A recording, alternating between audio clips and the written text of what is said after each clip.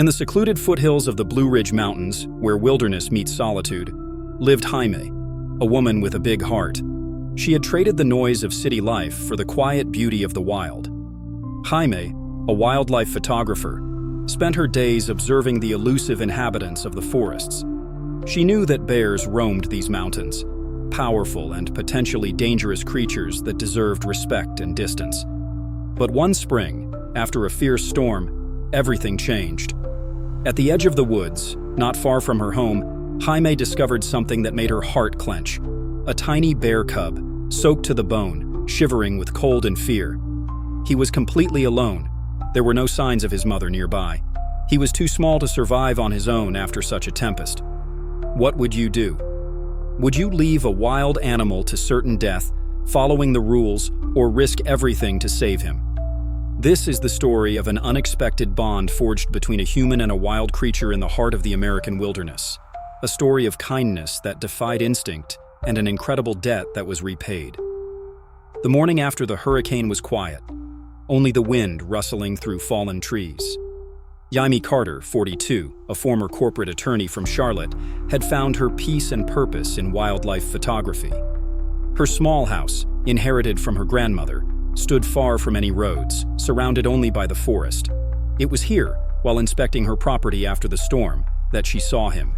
He was no bigger than a puppy, his dark fur plastered to his thin sides, his eyes nearly closed with weakness. The cub was probably born last winter. Jaime knew how dangerous mother bears could be, especially with a cub nearby. But this one was an orphan, abandoned to fate. The photographer's instinct wrestled with human compassion. The rules said, "Don't interfere." But the look in that tiny creature's eyes screamed for help. Making a decision that would make any ranger gasp, Jaime slowly approached. The cub didn't run, only moved weakly. She carefully picked him up. He was surprisingly light. His breathing was shallow. "Well, little guy," she whispered, "looks like you've got a temporary home." The next few days were tense. Jaime contacted a biologist from the university, Dr. Elizabeth Shaw, explaining the situation, omitting some of the incorrect details. Dr. Shaw confirmed, a cub this young had minimal chances of survival on its own, and any attempt to raise it by a human could lead to habituation and inability to return to the wild. "The best thing you can do, Jaime, is notify us, and we'll decide how to proceed. But stay away. This is a wild animal." But Jaime was already holding him in her arms, warming him and feeding him from a bottle with a special formula she quickly ordered online. She named him Buddy. She knew she was doing something against protocol, but she couldn't abandon him. Buddy began to gain strength. His tiny cry became louder. He started walking, exploring the small room Jaime had set aside for him. She minimized direct contact, but she fed him, cleaned up after him, and monitored his health. The cub, deprived of his mother, grew attached to her as much as a cub could attach to the only source of warmth and food. He would greet her at the door, make happy sounds, and nuzzle her hand with his wet nose during feeding. Jaime watched Buddy grow with a pounding heart.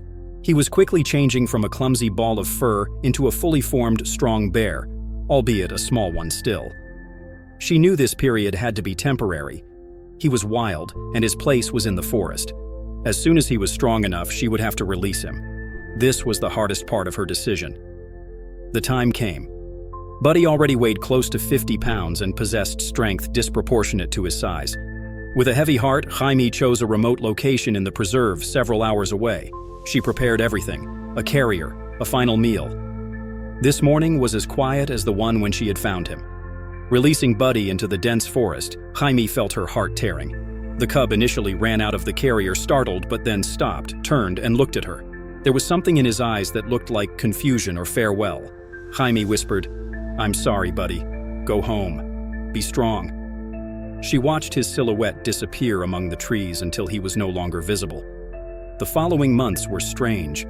Jaime returned to her photography, but a part of her soul remained there, in the forest, with Buddy. She knew his chances of survival were slim. She knew that even if he survived, he was a wild bear, and their paths would never cross again. That was how it should be. It was the middle of summer. Jaime decided to explore a new part of the forest, further from her home, looking for interesting shots. She walked along a narrow trail, enjoying the quiet and the greenery. The sun filtered through the leaves, birds sang. Her camera hung around her neck, ready to capture the forest life at any moment. It was then she heard the growling, not a simple growl, but an aggressive, vicious sound. Jaime's heart leaped into her throat. She froze. From behind the thick bushes emerged two large coyotes. They were thin, with burning eyes, and they were clearly aggressive. Jaime slowly backed away, trying not to provoke them, but they moved towards her. The trail was narrow, with a steep slope on one side and thick, impassable brush on the other. She had nowhere to run. The coyotes closed in, emitting a low, threatening growl. She raised her hands, shouted, trying to scare them off, but it only seemed to anger the animals. One coyote lunged. Jaime jumped back, lost her balance, and fell, twisting her ankle. A sharp pain shot up her leg. She lay on the ground, helpless, her camera fallen from her hands. The coyotes, sensing her weakness, grew bolder. They began to slowly circle her, growling and licking their chops.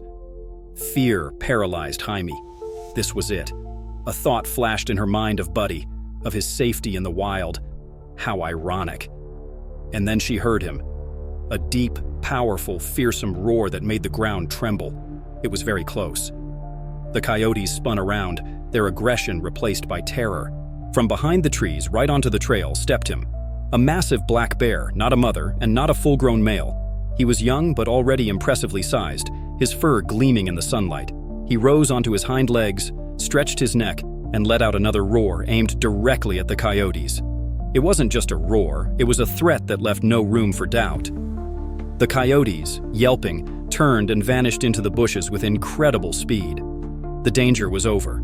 Jaime still lay on the ground, her heart hammering. She stared at the bear, who now stood just a few feet away from her, majestic and calm. Fear still held her, but through it, wonder broke through. The bear dropped back onto all fours. He slowly, carefully approached her. Not like a predator, but like someone familiar. He stopped right beside her, lowered his head, and made a low, guttural sound. It wasn't a growl. It was a sound Jaime had heard many months ago when he was just a cub. A sound of contentment and recognition. He knew her. Buddy had come back. He just stood there beside her, his huge head lowered. Jaime, pushing through the pain, slowly raised a trembling hand and gently touched his thick fur. It was unthinkable. A wild bear who could have torn her apart stood beside her and allowed her touch. He stood like that for several minutes, as if making sure she was all right, that the danger had passed. Then he lifted his head, made that same low sound once more, and without looking back, moved into the forest. As silent as he had appeared. Jaime was left alone, lying on the ground, with a twisted ankle and an incredible feeling in her soul. The wild bear she had rescued many months ago, the one she had released back into the wild, had returned to save her. He had not forgotten kindness. He had repaid his debt. This story changed Jaime forever. She continued to live in her mountain home, continued to photograph wildlife. But now she knew something deeper about these mountains and their inhabitants. She knew that between humans and the wild world, a connection could exist that went beyond understanding. A connection built on trust and an incredible, unspoken gratitude. Buddy never reappeared, but his return on that fateful day was proof that a wild heart can remember kindness. Thank you for listening to this incredible story all the way to the end. If it touched your heart, please hit the like button and subscribe to the channel so you don't miss out on new amazing stories. And don't forget to ring that notification bell. See you next time.